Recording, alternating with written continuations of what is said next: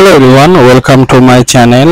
So আজকে business কন্ট্রাক্টের ডেমোটা দেখাবো, draft দেখাবো যে আসলে বিজনেস কন্ট্রাক্ট এক্সপোর্টের জন্য বিজনেস কন্ট্রাক্টটা আসলে কি।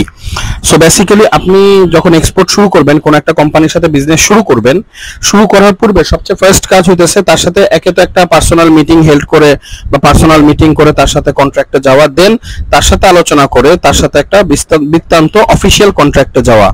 এবং personal contract, official contract, Saudi আরবে যদি বিজনেস করেন, সৌদি আরবে সাধারণত আপনি যার সাথে বিজনেস করবেন সে যদি বাঙালি হয়, ইন্ডিয়ান হয় অথবা পাকিস্তানি হয়, তারা সাধারণত তাদের নামে কিন্তু তারা লাইসেন্স করতে পারে না, কফিলের নামে লাইসেন্স করতে হয়।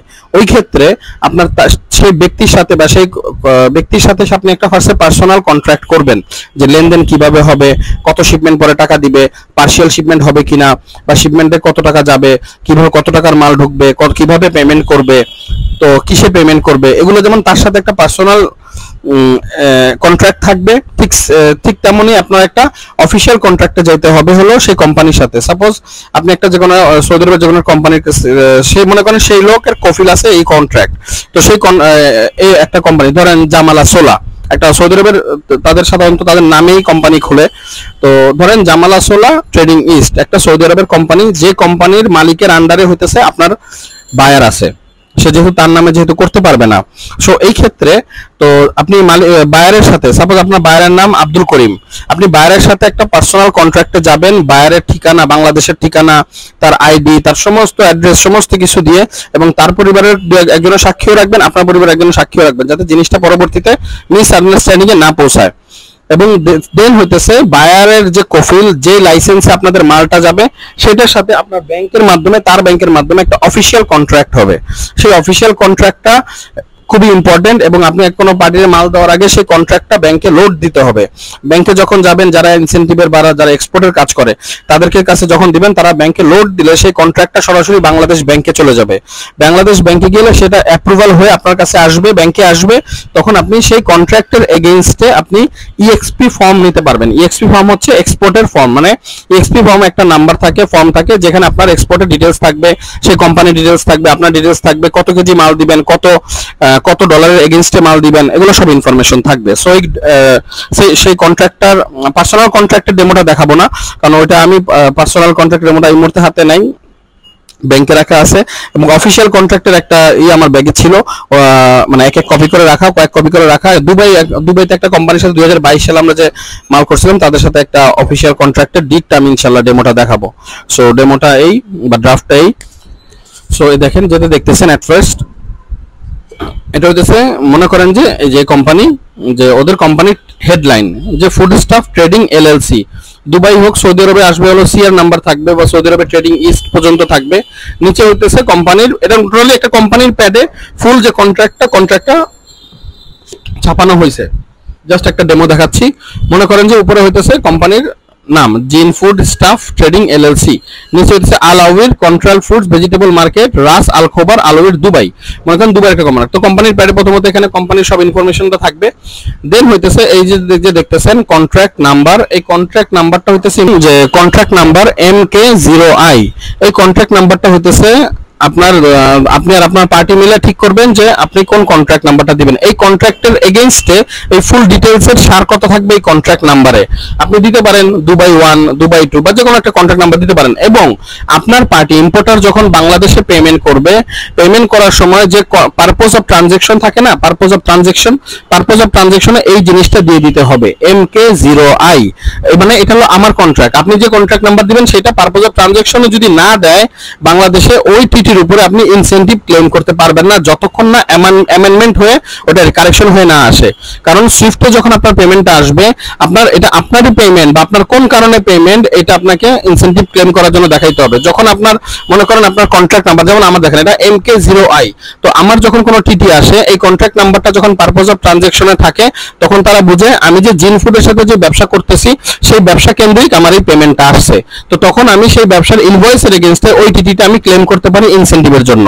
যদি কন্ট্রাক্টটা না থাকে তখন আমার পার্টির কাছে আবার ওই টিটিটা ফেরত পাঠাতে হবে, যাতে তারা আবার কারেকশন করে কন্ট্রাক্টটা দেয়। কন্ট্রাক্ট না দিলে ওটা ইনসেন্টিভ ক্লেম করতে পারবেন না এবং সরকার দিবে না, অডিট ফার্মে আটকাবে, ব্যাংক আটকাবে, সব জায়গায় আটকাবে।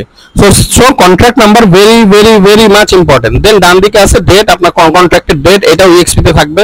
দেন হইতেছে এখানে ছোট্ট দুইটা ফরম্যাট, দুইটা ঘর, এক্সপোর্টার ডিটেইলস ডান দিকে, সিএনএফ বেসিস কনসাইনি মানে ইম্পোর্টার ডিটেইলস, এবং মাঝখানে আমি যেটা দিয়েছি নোটিফাই পার্টি। এইটার রহস্যটা আমি বলি। আমি নোটিফাই পার্টি সবসময় অ্যাড করি। আমি নোটিফাই পার্টিটা সবসময় কেন অ্যাড করি, আমার বায়ার, মনে করেন বায়ারের সাথে আমার ডিল হলো $5,00,000, আমার বায়ার যে কোনো কারণে যে কোনো একটা কারণে আমারে $4,00,000 দিতে পারছে, $1,00,000 সে আমারে দিতে পারে নাই, সে মারা যেতে পারে, অসুস্থ হইতে পারে, ব্যাংকের সমস্যা হইতে পারে, যে কোনো প্রবলেম হইতে পারে। তখন আপনার অন্য যে কোনো একটা কোম্পানির সাথে একটা কন্ট্রাক্ট করে রাখলে ভালো হয়, যে ভাই আমি বছরে হইতে পারে 2-1টা পেমেন্ট আপনার কাছ থেকে নিব। এই ক্ষেত্রে আপনার এই কোম্পানিটা পরিচিত যদি থাকে তখন আপনি নোটিফাই অ্যাড করবেন। যদি পরিচিত কেউ না থাকে অ্যাড করার দরকার নাই।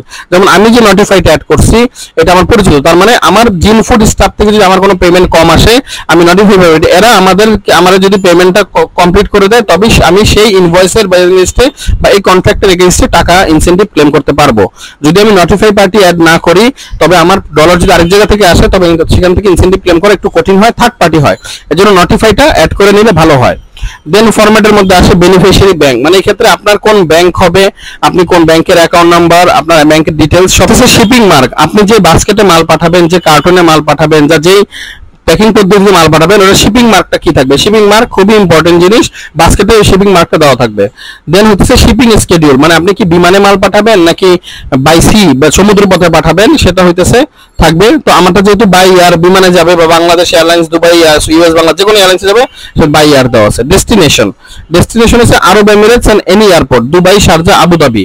এখানে ডেস্টিনেশনের জায়গায় আপনার এটা আরব এমিরেটস এনি এয়ারপোর্ট কেন দেওয়া, যে দেখা গেল আপনি শারজাতে রেগুলার মাল পাঠান, বাট শারজা পাঠাইতে গিয়ে দেখেন হঠাৎ করে একদিন আপনি মাল পাঠাচ্ছেন, শারজাতে ঝড় হচ্ছে, ওই দিন কোনো ফ্লাইট নামলো না বা আপনার মাল ছাড়াইতে পারলো না। তো ওই ক্ষেত্রে আপনি যখন আগে থেকে জানবেন তখন আপনি ডেস্টিনেশন চেঞ্জ করে দুবাই এয়ারপোর্টে মালটা পাঠিয়ে দিতে পারবেন। তো তখন অথবা দুবাইতে যদি ঝামেলা হয় আবুধাবিতে, মানে আপনার ওই দেশের যে কোনো এয়ারপোর্টে যাতে আপনি মাল নামাইতে পারেন এটা ডেস্টিনেশনে দেওয়া থাকবে। যদি আপনি সৌদি আরবে এক্সপোর্ট করতে থাকেন তাহলে দেখা থাকবে any airport of Saudi Arabia. সাধারণত সৌদি আরবে 3টা এয়ারপোর্টে মাল নামে, Jeddah airport, Riyadh airport, Dammam airport, তখন এটা লেখা দিবেন। ইটালি হইলে এনি এয়ারপোর্ট অফ ইটালি।